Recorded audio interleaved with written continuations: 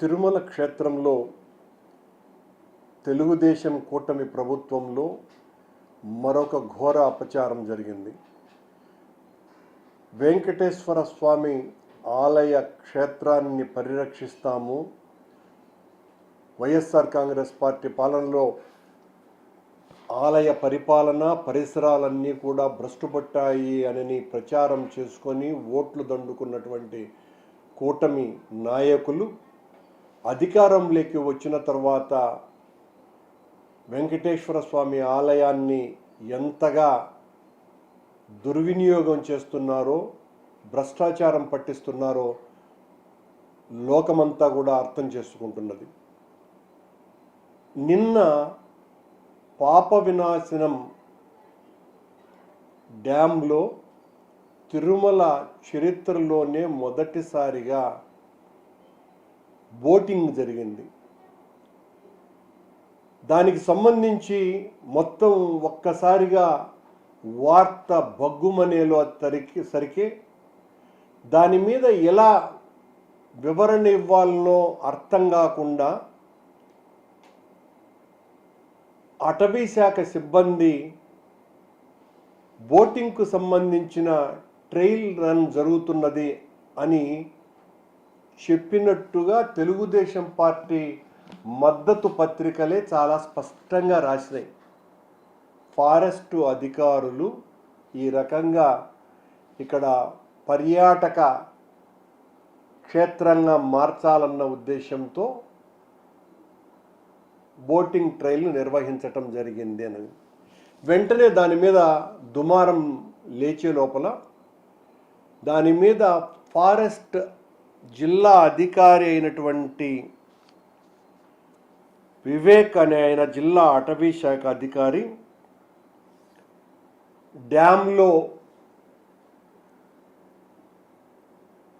చట్ట వ్యతిరేక కార్యక్రమాలు జరుగుతున్నాయి కనుక, సమాచారం అందింది కనుక మేము తనిఖీల కోసమని బోటులు వాడినాము అని ఆయన ప్రకటన అమాయకంగా ఒకటి వదిలినాడు. అది ఆ ప్రాంతం పూర్తిగా తిరుమల తిరుపతి దేవస్థానాలకు సంబంధించిన అటవీ ప్రాంతం. దానికి సంబంధించి తిరుమల తిరుపతి దేవస్థానానికి కూడా అటవీ శాఖ అధికారులు కూడా ఉంటారు. మరి ఈ వివేకనాయన ఏ అటవీ శాఖ అధికారో ఆయన ఎలా, ఒకవేళ టీటీడీకి సంబంధించిన అటవీ శాఖ అధికారి అయితే ఆ స్థాయి అధికారి కాదు వివరణ ఇవ్వాల్సింది. దానికి ఎగ్జిక్యూటివ్ ఆఫీసర్, అడిషనల్ ఈఓ వివరణ ఇచ్చి ఉండాలి. అంటే చట్ట వ్యతిరేక కార్యక్రమాలు జరుగుతున్నాయి అంటే తెలుగుదేశం పార్టీ కూటమి ప్రభుత్వంలో తిరుమల క్షేత్రంలో ఎన్ని దురాఘాతాలు జరుగుతున్నాయి అన్నది ఈ వివేక్ అనేటువంటి అధికారి ద్వారా విషయం బయటపడిపోయింది. ఆయన చాలా స్పష్టంగా చెప్తున్నాడు, చట్ట వ్యతిరేక కార్యక్రమాలు జరుగుతున్నట్టుగా మాకు సమాచారం అందింది కనుక మొట్టమొదటిసారిగా బోటింగును వాడటం, అది కూడా బోటింగును అందుకోసమనే వాడినారు అని అంటే అర్థమైంది. చాలా పెద్ద ఎత్తున ఆ చట్ట వ్యతిరేక కార్యక్రమాలు జరిగినప్పుడే జరుగుతాయి. అలాంటి బోటింగ్ జరగటం అన్నది ఇంతవరకు తిరుమల చరిత్రలో ఇలాంటి సంఘటన ఎప్పుడు కూడా జరగల.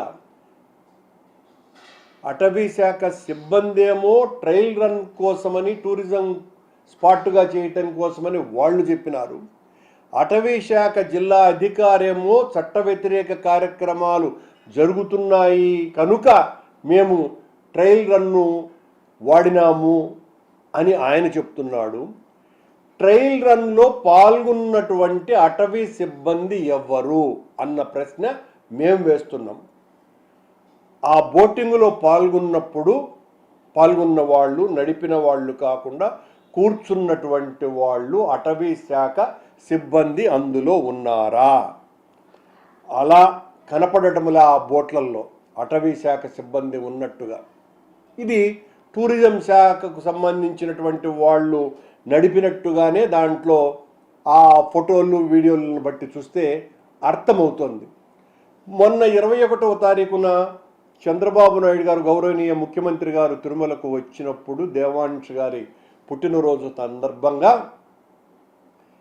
మన రాష్ట్రంలో టూరిజాన్ని పెద్ద ఎత్తున డెవలప్ చేయాలన్నటువంటి ఆలోచన నాది, ఆ అభివృద్ధికరమైనటువంటి ఆలోచనలు నావి కనుక గుడులన్నింటినీ కూడా అనుసంధానం చేస్తాను, టూరిజంని డెవలప్ చేస్తాను అని చెప్పడం జరిగింది.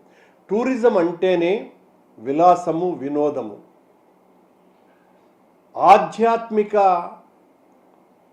యాత్రలు వేరు, టూరిస్టు యాత్రలు వేరు. ఆయన ఏదైతే చెప్పారో దానికి అనుసంధానంగానే నిన్న ట్రయల్ రన్ జరిగింది అని చాలా స్పష్టంగా అర్థమవుతోంది. ఆధ్యాత్మిక క్షేత్రాన్ని అధ్వాన్నపరచటమే తెలుగుదేశం పార్టీ కూటమి ప్రభుత్వం యొక్క లక్ష్యంగా కనపడుతున్నది. అక్కడ ఉన్నటువంటి నీళ్లు, లక్షలాది మంది భక్తులు పవిత్రమైనటువంటి జలాలుగా త్రాగటానికి, స్నానాలు చేయటానికి వాడుకునేటువంటి నీరు అది. ఆ నీటిలో నిన్న ఈ పడవలు తిరిగి ఒకరేమో ఇక్కడ టూరిజం కోసమని ట్రయల్ రన్ను నిర్వహించినామని ఒకరు, కాదు చట్ట వ్యతిరేక కార్యక్రమాలు జరుగుతున్నాయని సాక్షాత్తు జిల్లా అధికారే, అటవీ శాఖ అధికారే ప్రకటించటం వెనుక ఏ మతలబు ఉంది అన్నటువంటి విషయం తెలియాల. మతలబు కంటే ముఖ్యం ఆధ్యాత్మిక క్షేత్రాన్ని ఎంత సర్వభ్రష్టత్వం చేస్తున్నారు అన్నదానికి ఇది ఒక పెద్ద ఉదాహరణ. తిరుమల ఆలయ చరిత్రలోనే ఎన్నడూ లేనంతగా కేవలం భక్తులు ఆందోళనలు మొదలైన తర్వాత మీడియా ద్వారా ఈ విషయం పెద్ద సంచలనంగా మారిన తర్వాతనే ఈ అటవీ శాఖ అధికారి వెంటనే ఏమేమి ఇవ్వాలనో అర్థం కాకుండా ఇష్టం వచ్చినట్టుగా ఇచ్చేసినారు వీళ్ళిద్దరూ. చట్ట వ్యతిరేక కార్యక్రమాలే జరుగుతున్నాయి అని ఆధ్యాత్మిక క్షేత్రం మీద ఈ రకంగా మాట్లాడినటువంటి జిల్లా అటవీ శాఖ అధికారి మీద చర్యన్నా తీసుకోవాలా, లేదా ట్రయల్ రన్ నిర్వహిస్తున్నాము అని చెబుతున్నటువంటి అధికారుల యొక్క ఆంతర్యం ఏంటో అన్న అర్థం చేసుకోవాలా. ఈ ట్రయల్ రన్స్ అన్నీ కూడా టీటీడీ అధికారులకు తెలియకుండానే జరిగినాయా, తెలిసి జరిగినాయా అన్నటువంటి వివరణ executive officer, chairman, additional EO ఇవ్వాల్సినటువంటి అవసరం ఉన్నది. ఏది ఏమైనా ఆధ్యాత్మిక క్షేత్రం యొక్క ఔన్నత్యాన్ని దెబ్బతీయటంలో తెలుగుదేశం పార్టీ అగ్రగామిగా ఉంది అన్న దాంట్లో ఏ రకమైనటువంటి ఆందోళన లేకుండా దీని ద్వారా అర్థమైపోయింది. దీనికి మీద పూర్తిగా కాషాయాంబరం ధరిస్తూ అప్పుడప్పుడు ఆయన ఆ ధర్మ పరిరక్షణ కోసమనే నేను సనాతిని అని నిరంతర ఘోష చేసేటువంటి పవనానంద స్వాముల వారు వివరణిస్తారో, ప్రకటనిస్తారో, విమర్శ చేస్తారో, దాడి చేస్తారో ఏదో ఒకటి ఆయన నుండి రావాల్సినటువంటి అవసరం ఉన్నది. గత కొద్ది కాలంగా ఇలాంటి సంఘటనలు తిరుమలలో అనేకం జరుగుతున్నా కూడా పవనానందుల వారు ఎందుకు మౌనం దాల్చినారో కూడా జనం అర్థం కాకుండా ఇబ్బంది పడుతున్నారు. సనాతన ధర్మాన్ని మౌనం ద్వారా సాధించాలనుకుంటున్నట్టుగా భావించాల్సి వస్తుంది. సనాతన ధర్మం మౌనంతో సాధించటము అంటే అది సాధ్యం కానటువంటి చర్య అన్న సంగతి కూడా పవనానంద స్వాముల వారు గుర్తుంచుకోవాలా. ఇంత ఘోరం జరుగుతోంది కొండ మీద, దీని మీద మీరు నోరు మెదపవలసినటువంటి అవసరం ఉన్నదేనని వైఎస్ఆర్ కాంగ్రెస్ పార్టీ డిమాండ్ చేస్తున్నది. తోడు అటవీ శాఖ పూర్తిగా పవన్ కళ్యాణ్ గారి అధీనంలో ఉన్నటువంటిది. మరి పవన్ కళ్యాణ్ గారి అధీనంలో ఉన్నటువంటి అటవీ శాఖ పరిధిలో ఇంత చట్ట వ్యతిరేక కార్యక్రమాలు జరుగుతున్నా కూడా జోకొట్టుకుంటున్నారా అని కూడా మేము అడుగుతున్నాం.